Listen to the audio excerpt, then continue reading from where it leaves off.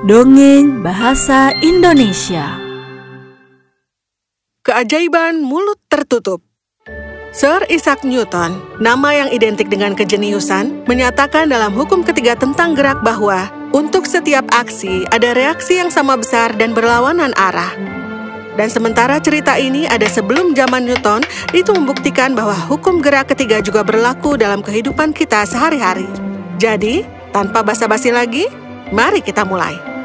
Dahulu kala, di sebuah kota kecil, hiduplah sepasang pengantin baru, Arissa dan Stephen, yang pada saat itu pasangan paling bahagia di dunia. Ya, setidaknya itulah yang mereka katakan satu sama lain. Aku sangat beruntung memilikimu dalam hidupku, Arissa. Dan aku mencintaimu, Stephen. Bukankah kita yang paling bahagia dan pasangan terbaik di dunia? Itu benar sekali. Sayang, aku pulang. Stephen, aku sangat merindukanmu. Dan aku juga merindukanmu. Biar aku mandi dan kemudian kita makan, oke? Tunggu, Stephen. Kau seharusnya menyimpan sepatumu di rak sepatu. Maafkan aku. Tidak apa-apa, aku akan menyimpannya. Kau pergi bersiap-siap untuk makan malam. Kau yang terbaik.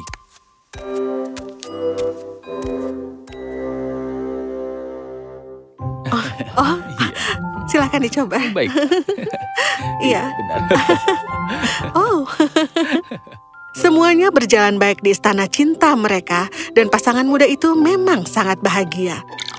Saking bahagianya, mereka menutup mata terhadap kabut ketidaksepakatan yang perlahan mulai menyelimuti hubungan mereka. Hari berubah menjadi bulan, dan bulan menjadi tahun. Dan pasangan yang dulu bahagia itu mulai bertengkar karena masalah kecil. Kau seharusnya menyimpan sepatumu itu di rak sepatu. Aku akan melakukannya, oke?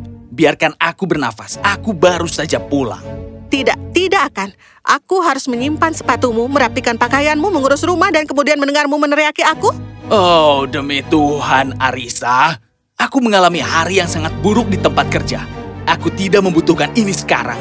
Kau pikir aku membutuhkan ini? Aku lelah kau mengeluh tentang pekerjaanmu setiap hari, sementara aku harus mengurus hal kecil dalam hidupmu. Maka jangan. Aku tidak memintamu. Biarkan aku sendiri.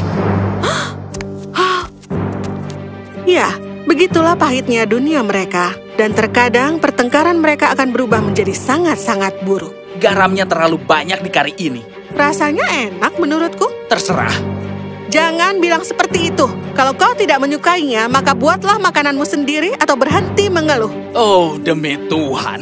Tidak bisakah aku berharap untuk mendapatkan makanan yang layak setelah seharian bekerja? Kau bukan satu-satunya yang bekerja.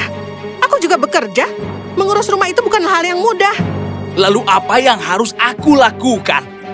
Makan makanan asin ini? Makanan itu tidak asin. Dan kalau kau tidak menyukainya, buatlah makanan sendiri. Baiklah.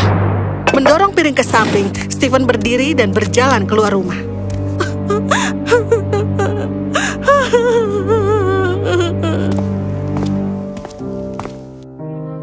Dan ini terus berlanjut. Setiap hari ketika pulang kerja, mereka bertengkar. Arissa akan menanggapi kata-kata dengan pahit, dan semuanya akan berubah dari buruk menjadi lebih buruk. Dan segera, pasangan itu tidak saling menatap. Suatu hari, Arissa mengambil tempat airnya dan pergi ke air mancur untuk mengisinya seperti biasa. Dia sangat tidak bahagia, sehingga air mata mengalir di pipinya. Di sana, di air mancur, ada seorang wanita tua kecil yang juga datang untuk mengisi tempat air. Dia memandang Arissa dan merasa kasihan padanya. Ada apa, putriku? Mengapa kau memiliki air mata di pipi indahmu itu? Menangis, Arissa memberitahu wanita itu segala sesuatu yang terjadi dalam hidupnya. Dan ketika wanita tua itu telah mendengarnya, dia mengambil tempat air dan mengisinya di air mancur. Pulanglah, putriku. Simpan air ini di dalam kendi. Saat suamimu mengatakan sesuatu yang mungkin memprovokasimu, isi mulutmu dengan air. Tapi apa gunanya ini? Kau akan tahu, putriku. Kau akan tahu. Arissa berterima kasih kepada wanita itu dan kemudian pulang. Malam itu ketika Arissa dan Stephen duduk untuk makan malam, Stephen berkata, Karena besok adalah hari Minggu, aku berpikir untuk mengecat pagar. Mengecat pagar? Bukankah kita seharusnya pergi ke pasar besok? Kita bisa melakukannya di malam hari. Kau tidak perlu berteriak untuk semua yang aku katakan. Arissa hendak berteriak lagi, tapi dia tidak melakukannya. Karena dia ingat apa yang dikatakan wanita tua itu. Dia berlari ke kendi air dan mengisi mulutnya dengan air. Apa yang kau lakukan? Ya ampun, kau bertingkah sangat aneh. Kau memiliki beberapa masalah serius denganku, bukan? Aku bahkan tidak bisa mengucapkan sepatah kata pun dan kau berteriak dan terus meneriakiku. Aku bahkan tidak ingat kapan terakhir kali kita melakukan percakapan yang sangat tenang. Kau selalu... Stephen terus mengoceh selama beberapa waktu sampai dia berhenti mengambil napas dalam-dalam dan memakan makanannya. Dan untuk Arissa, dia senang bahwa untuk pertama kalinya dia tidak pergi tidur dengan keadaan marah. Ini terjadi selama beberapa hari berikutnya, dan setiap kali Stephen akan mengatakan sesuatu yang akan memancing dia untuk berteriak, dia akan mengisi mulutnya dengan air dari kendi. Perubahan perilaku Arissa ini membuat kesunyiannya dan membuat dia menyadari semua hal yang salah. Stephen merindukan betapa bahagianya mereka dulu. Yang mengejutkan Arissa, segalanya mulai berubah menjadi lebih baik. Kau terlihat cantik hari ini. Terima kasih. Kau juga terlihat tampan hari ini.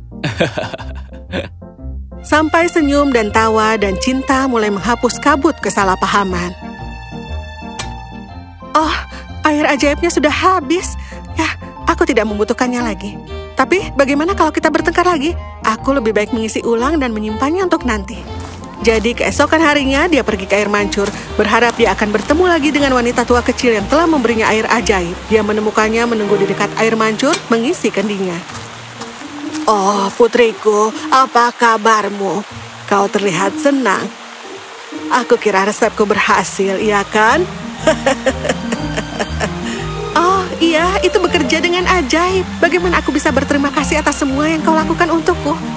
Aku bahagia lagi sekarang. Suamiku dan aku tidak lagi bertengkar dan semuanya seperti dulu ketika kami baru mulai sebagai pasangan. Aku sangat senang untukmu, putri. Oh, nenek, aku mohon beri aku air ajaib lagi. Air ajaib? Ya, putri tersayang. Air yang aku masukkan ke dalam kendimu ini tidak lain adalah air dari pancuran ini. Ini adalah hal yang sama yang selalu kau bawa pulang. Ini rahasianya. Ketika mulutmu penuh air, kau tidak dapat menjawab. Pertengkaran tidak terus-menerus dan itu segera berakhir. Itulah mengapa hidupmu sekarang ini jadi bahagia. Tidak ada air ajaib. Pulanglah, dan setiap kali kau marah pada suami atau orang lain dalam hal ini, berpura-puralah bahwa mulutmu penuh dengan air dan jangan menjawab. Itu keajaiban yang sebenarnya.